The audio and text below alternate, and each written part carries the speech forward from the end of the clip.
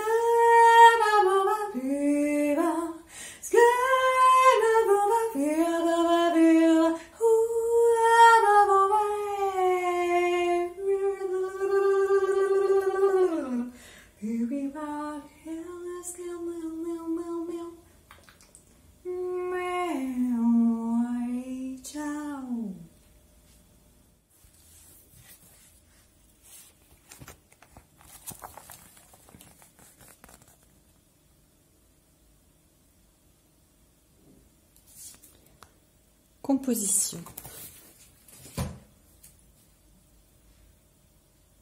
Do, do, do,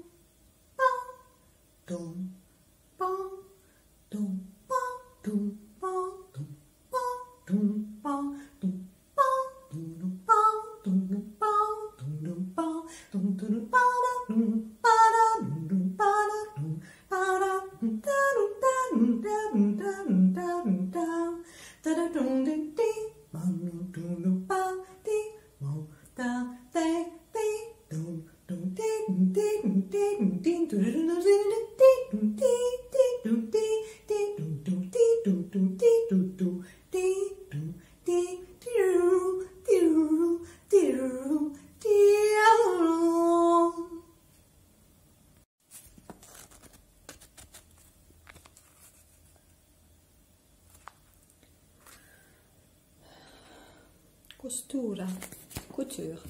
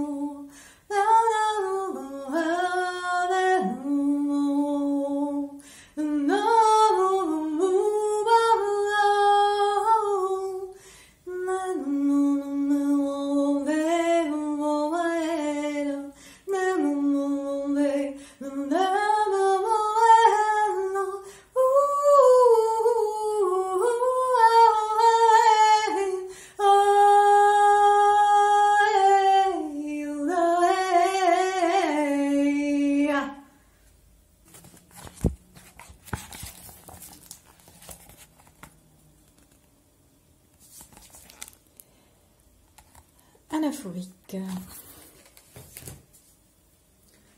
C'était qui, c'était lui, c'était elle, c'était toi, c'était qui, c'était lui, c'était elle, c'était moi ou toi, je ne sais pas, c'était qui, c'était lui, c'était elle, c'était moi, je ne sais pas, c'était lui, c'était qui, c'était elle, je ne sais pas si c'était bien ce que tu disais. Quand tu croyais qu'il s'agissait de quelqu'un d'autre, je ne sais pas si tu savais que ça n'était pas il, elle, toi, moi, mais nous et vous, mais il et elle. Je ne sais pas si tu savais qui c'était vraiment. Quelques mots sur l'intérêt d'utiliser des langues étrangères quand vous pratiquez l'improvisation vocale et tout simplement pour dynamiser votre processus créatif, que ce soit en musique ou en particulier l'écriture, tout ce qui a trait aux mots, même tout ce qui est au niveau pictural ou chorégraphique. Alors vous avez peut-être remarqué que quand je fais les pots impro, j'utilise des dictionnaires, donc ce sont des objets un petit peu surannés aujourd'hui. Un petit dictionnaire brésilien, un gros Robert et Collins anglais-français et puis un Larousse. Alors, choisir des mots en langue étrangère, c'est une contrainte que je me suis mise. Au début, quand j'ai commencé les pots impro il y a quelques années, j'utilisais simplement le français. Et puis, j'aime beaucoup les langues, je suis une amoureuse des langues de toute façon, donc naturellement, j'ai fini par dévier un peu, par utiliser aussi des mots comme du coup contrainte de départ pour déclencher cette improvisation. Cette contrainte, elle est intéressante parce qu'elle nous amène une autre palette sonore, elle nous amène à enrichir en fait notre possibilité de sonorité, de résonance, de vibration, d'imagination tout simplement. Il y a des langues avec lesquelles on va avoir plus d'affinité que d'autres, il y a des langues qu'on va comprendre et d'autres qu'on ne connaît qu'à peine. Et l'intérêt il est double du coup, c'est qu'en fait, d'une, comme j'ai dit, ça va enrichir notre palette créatrice, et en plus de ça, en fait, on va pouvoir aussi déconnecter le mental du sens des mots, arrêter de vouloir chercher à tout prix, puisque c'est des mots qu'on ne comprend pas, on a juste qu'à se laisser porter par justement les images qu'ils peuvent évoquer, les mouvements qu'ils vont déclencher dans le corps naturellement, spontanément, les mélodies. Donc on est beaucoup plus sur quelque chose de ludique qu'avec des mots français, parce que forcément, dès qu'on emploie un mot français qu'on connaît, à moins de tomber sur des mots inconnus, mais sinon, tout de suite, le mental, il va commencer déjà à élaborer et à vouloir être dans la construction, avec du sens. Or, quand on ne connaît pas le mot, ou peu, ou quand on n'est pas dans une langue qu'on maîtrise, on lâche beaucoup plus prise. Donc, vraiment, je vous invite à tester et à regarder à quel point, en fait, vous mettre dans cet nouvel environnement, qui est une contrainte au départ, ça c'est éminemment riche en fait pour venir un peu bousculer vos codes et pour insuffler de l'air et plus de créativité dans votre processus. Voilà, bonne pratique. Slice of word for today. Pick a word, pick a word, pick a word. Pick a word. What is it? Way. Oh.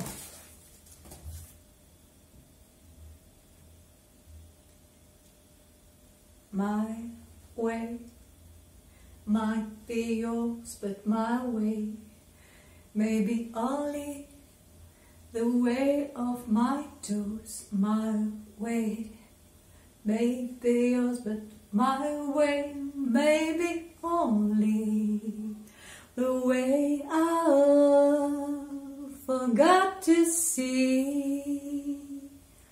The way on my body, to my heart, my way might not be yours, but my way is only the thing I do each day I live to feel more free.